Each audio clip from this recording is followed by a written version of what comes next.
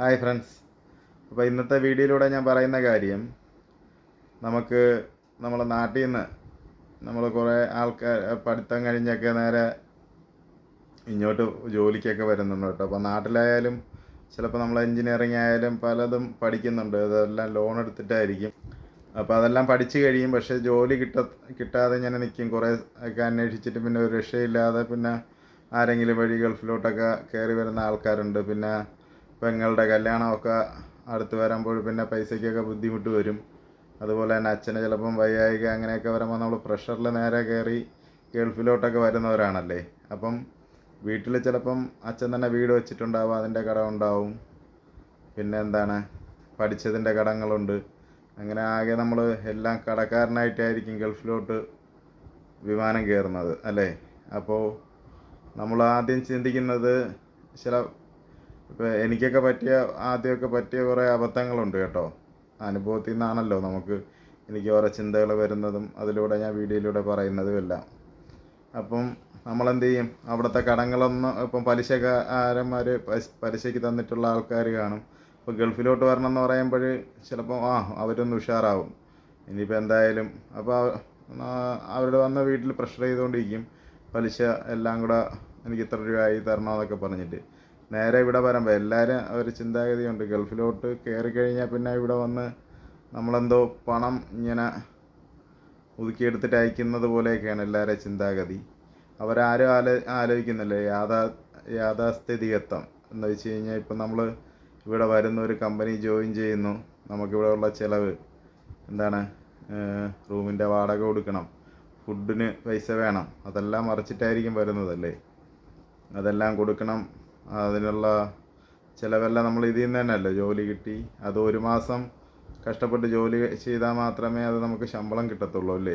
ഇതിൽ നിന്ന് വേണം നമ്മൾ ഓരോന്ന് പിച്ച് കൊടുക്കാൻ വേണ്ടി അല്ലേ. വീട്ടിലെ ചിലവിനയക്കണം, പിന്നെ പലിശക്കാരന് കുറച്ച് കൊടുക്കണം, അങ്ങനെയൊക്കെ കൊടുക്കണം.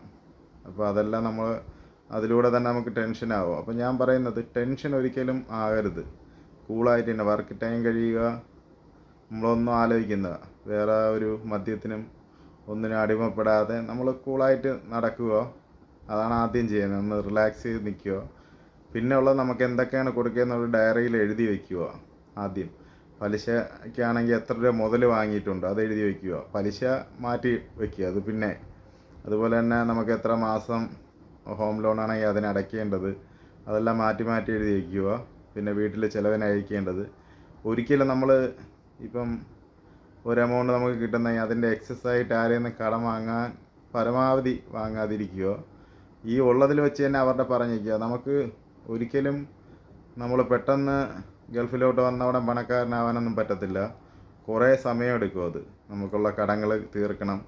കുറേശ്ശെ അത് ചിലപ്പോൾ 2-3 കൊല്ലമൊക്കെ ആയെന്ന് വരും കേട്ടോ. ഫിക്സഡ് സാലറി മാത്രം ഉണ്ടെങ്കിൽ. ഇപ്പം നമുക്ക് ഇല്ലെങ്കിൽ മാർക്കറ്റിംഗ് ഫേമിലാണ്, അതിപ്പോൾ 1-2 കൊല്ലം കഴിഞ്ഞ് നമ്മൾ അത്രയും ഇൻസെൻറ്റീവ് കാര്യങ്ങളൊക്കെ ഉണ്ടെങ്കിൽ കുറേയൊക്കെ നമുക്ക് അങ്ങനെ ചെയ്യാം. പിന്നെ ഉള്ളത്, ഇപ്പോൾ നല്ല സാലറി ഒക്കെ ആണെങ്കിൽ വന്നവിടെ ക്രെഡിറ്റ് കാർഡ് കിട്ടും. ആവേശത്തിൽ അതൊന്നും എടുത്ത് നേരെ സ്വൈപ്പ് ചെയ്ത് നാട്ടിലോട്ട് അയക്കുക, പലിശ കൊടുക്കാനോ ഇതും. അതൊക്കെ നമ്മൾ ഇവിടെ കടക്കാരനാവും. പിന്നെ ഒരു നിൽക്കക്കല്ലില്ലാതെ നമ്മൾ നിൽക്കേണ്ടി വരും, ടെൻഷനും കാര്യങ്ങളുമായിട്ട്. അപ്പോൾ ആദ്യം വന്നിട്ട് നമ്മൾ സമാധാനമായിട്ട് ജോലി ചെയ്യുക, വീട്ടിലുള്ള ചിലവിനുള്ള പൈസ അയച്ചു കൊടുക്കുക, പലിശക്കാരുടെ അടുത്തൊക്കെ പറഞ്ഞു നിർത്തുക. അവരൊന്നും ചെയ്യാൻ പോകുന്നില്ല കേട്ടോ. അതൊക്കെ ധൈര്യമായിട്ട് തന്നെ അവരുടെ അടുത്ത് വീട്ടുകാരെയും പറഞ്ഞ് മനസ്സിലാക്കുക. പിന്നെ ലോണൊക്കെ ഉണ്ടെങ്കിൽ കുറേശ്ശെ അടയ്ക്കുക. ഒന്ന് റിലാക്സ് ചെയ്ത് വർക്കിൽ കോൺസെൻട്രേറ്റ് ചെയ്ത് നിൽക്കുക. ആദ്യം അതാണ് വേണ്ടത്.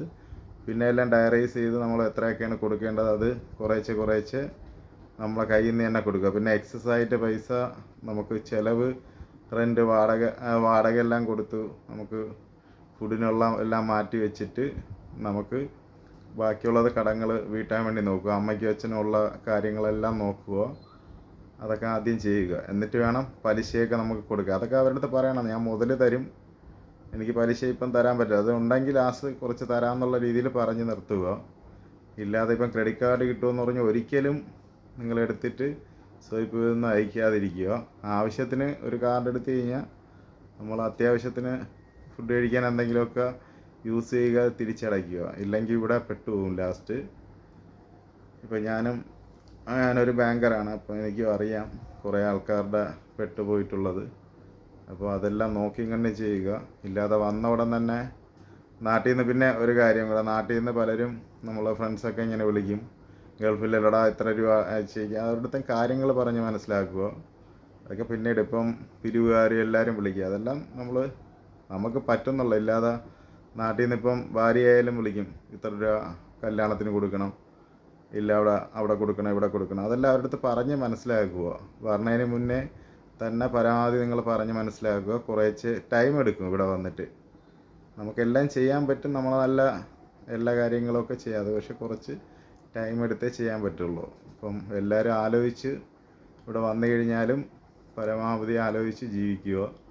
ആവശ്യത്തിലൊന്നും എടുത്ത് കടം വാങ്ങിയും ക്രെഡിറ്റ് കാർഡ് സ്വൈപ്പ് ചെയ്തും ലോണൊന്നും എടുത്ത് ഒന്നും ചെയ്യാതിരിക്കുക. പലരും പെട്ടുപോകും. അതുകൊണ്ടാണ് ഞാൻ പറയുന്നത്.